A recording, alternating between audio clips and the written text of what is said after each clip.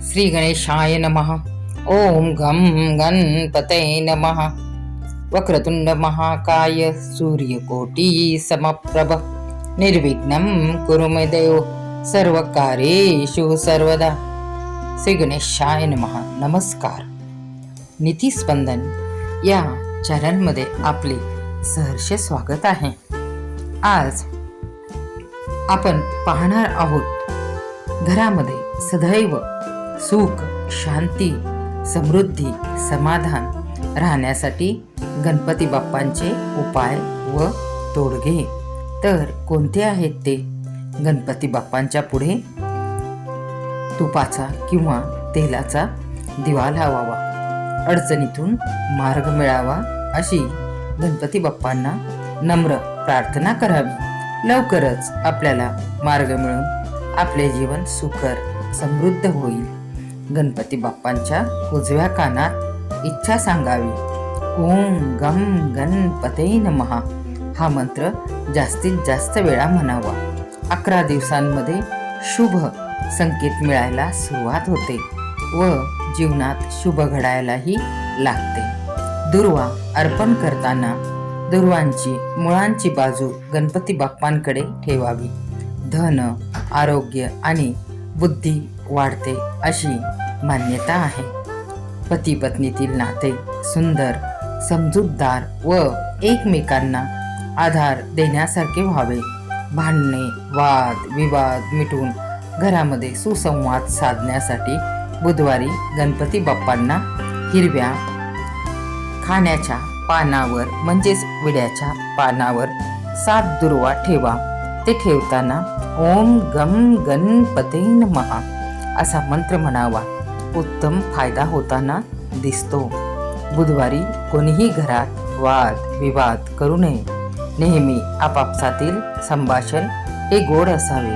गणपती बाप्पा हे सुसंवादाचे देव आहेत. रात्री झोपण्याआधी गणपती बाप्पांसमोर थोडंसं एखाद्या वाटीत किंवा पात्रामध्ये पाणी ठेवून माझ्या सर्व अडचणी गणराया तुमच्याकडे मांडते असे म्हणत त्या पाण्याकडे पाहावे व डोळे मिटून गणपती बाप्पांना प्रार्थना करावी. सकाळी ते पाणी एखाद्या झाडाला टाकावे. स्वप्नदोष दूर होतो. शांती नात्यात येण्यासाठी, कामात येणारे अडथळे अडचणी दूर होण्यासाठी गणपती बाप्पांच्या पुढे तांब्याच्या पेल्यात पाणी भरून ठेवा. त्यात थोडेसे गूळ टाका. नंतर ते पाणी झाडाला अर्पण करा. आपल्या कामातील अडचणी, विघ्न, बाधा दूर होऊन कामे सरळ मार्गाने व्हायला लागतात. घरातील वाद विवाद होत असतील तर दर गुरुवारी गणपती बाप्पांसमोर 21 दुर्वांची जुडी अर्पण करावी. आपल्या घरातील वादविवाद मिटतात, ताणतणाव संपतो आणि घरामध्ये सुख, समृद्धी, शांती व सुसंवाद वाढीस लागतो. धनप्राप्तीमध्ये अडथळे येत असतील तर गणपती बाप्पांसमोर पांढऱ्या कपड्यावर श्री श्री गणेशाय नमः कुंकुनी लिहून त्यावर 1 नाणे ठेवावे. 3 दिवसानंतर ते नाणे आपल्या पर्समध्ये ठेवा. धनप्राप्तीचे योग तयार होतात. मुले ऐकत नसतील तर गणपती बाप्पांसमोर गूळ आणि तुपाचा दिवा लावावा. म्हणजे काय तर तुपाचा दिवा लावावा व त्यात थोडासा गूळ टाकावा. यालाच तुपाचा व गुळाचा दिवा म्हणतात. आपल्या मुलांचे नाव मनामध्ये घ्या. प्रार्थना करा. मुलांच्या वर्तनाबद्दल चिंता व्यक्त करा व त्यांचे नकारात्मक वर्तन दूर व्हावे अशी प्रार्थना करा. वर्तनामध्ये बदल होताना दिसून मुले चांगली वागायला लागतात. मन अस्थिर असेल तर संध्याकाळी गणपती बाप्पांची आरती म्हणा. थोडंसं दूध गणपती बाप्पांना अर्पण करा. आपल्या मनातील चिंता दूर होते. मनाची अस्वस्थता दूर होऊन मनाला शांती व स्थैर्य मिळते. दिवसातून एकदा गणपती अथर्वशीर्ष वाचण्याची सवय लावा. यामुळे जीवनातील अडथळे आपोआपच दूर होतात. पिवळ्या, लाल किंवा पांढऱ्या फुलांचे हार, फुले गणपती बाप्पांना अर्पण करावे. हे अतिशय शुभ मानले जाते. बुधवारी गणपती बाप्पांसमोर शंकरपाळे ठेवून आरती करावी. हा प्रसाद लक्ष्मी प्राप्तीसाठी अत्यंत शुभ मानला जातो. हा उपाय आपल्याला माहीत होता का?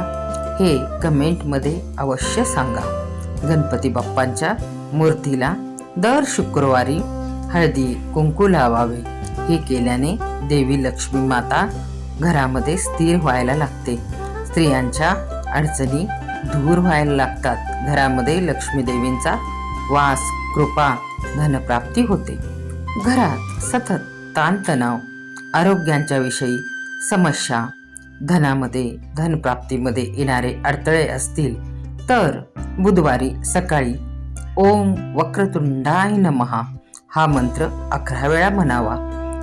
गणपती बाप्पांपुढे शक्य असेल तसा तेल किंवा तुपाचा दिवा लावावा. अगरबत्ती, धूप दाखवावे. गणपती बाप्पांना हिरव्या विड्याच्या पानावर 5 दुर्वा ठेवा. फक्त 3 बुधवारातच आपल्याला फरक जाणवेल. सर्व संकटे आपली दूर होतील. सुख समृद्धी व मनातील इच्छा पूर्ण व्हायला लागतील. सकाळी गणपती बाप्पांसमोर पांढरे फूल अर्पण करा आणि म्हणा ओम गम गणपते नमः. आपल्या नोकरीतील अडथळे दूर होऊन प्रगती व व्यवसायामध्ये देखील वाढ होते. धनप्राप्ती व्हायला सुरुवात होते.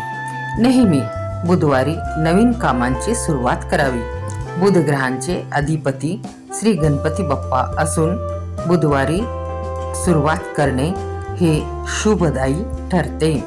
गणपती बाप्पाला गूळ तुपाचा नैवेद्य दाखवावा. धनप्राप्ती वाढते आणि घरातील खर्च देखील नियंत्रणात राहतात. काटकसर व्हायला लागते. चतुर्थीच्या दिवशी गणपती बाप्पाला लाल जास्वंदीचे फूल व आघाड्याचे पान अर्पण करावे. जीवनात सकारात्मक बदल घडायला लागतील. हाही उपाय आपल्याला माहीत होता का? यापैकी जे उपाय आपल्याला शक्य असतील यथाशक्ती ते आवर्जून करून पाहावे व बाप्पांचे शुभ आशीर्वाद प्राप्त करावेत. ही माहिती आवडली असल्यास व्हिडिओला लाईक करा. कमेंटमध्ये नक्की सांगा. व्हिडिओ शेवटपर्यंत पाहिल्याबद्दल धन्यवाद. गणपती बाप्पा मोरया, मंगलमूर्ती मोरया. धन्यवाद.